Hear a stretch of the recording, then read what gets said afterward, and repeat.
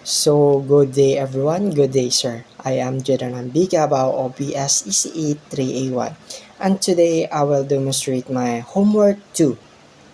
So, before we start, we need to open our Arduino IDE.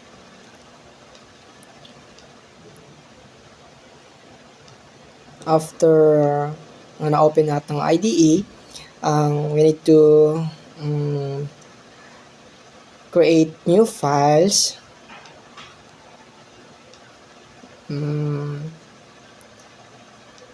After that, select and paste our code.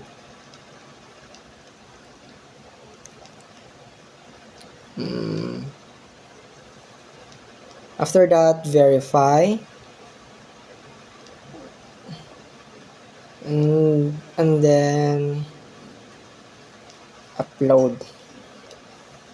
As you can see, there are errors. So before that, we need to select the Arduino Uno in our port. Then verify and upload.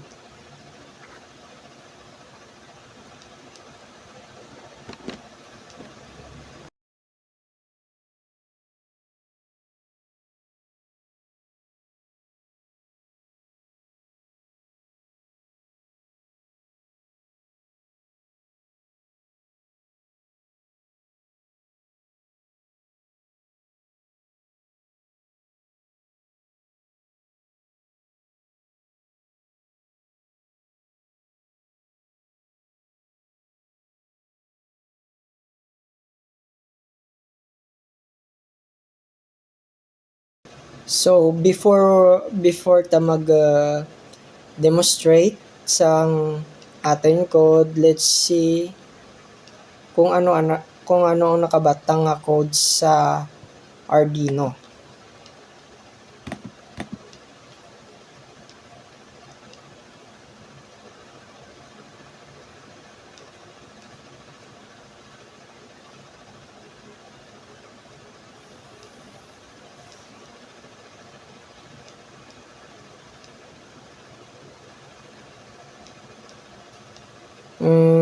After na nakita rin natin ang ating code, so to start, in number 2, there are int LED pins 12. These are ang indicates kung sa diin ang ating LED nga nakakonect sa Arduino. There are 2 to 13 pins. 2, 3, 4 hasta sa 13 pins. And then sa switch naman nga nagakonect sa Arduino ay ang AO. And after that, ang set the LED outputs. So meaning before ta mag-start sang ating probrahan daad ang LED naka-off run after natin siya mag-run.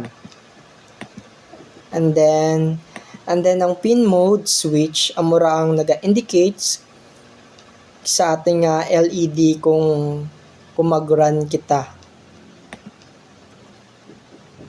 Then after that, ang switch na mag-grid rin.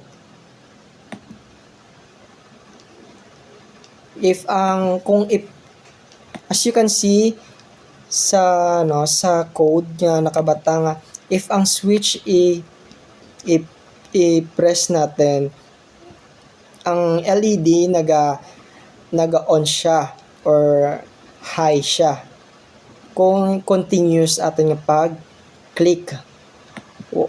While kung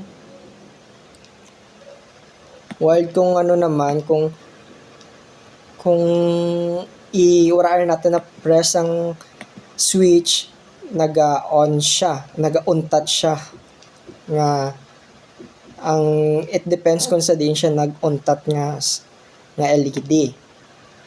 And last ay ang ating nga time delay, which is naga-indicate kung ano kadasigan ang ating nga on continuous nga LED.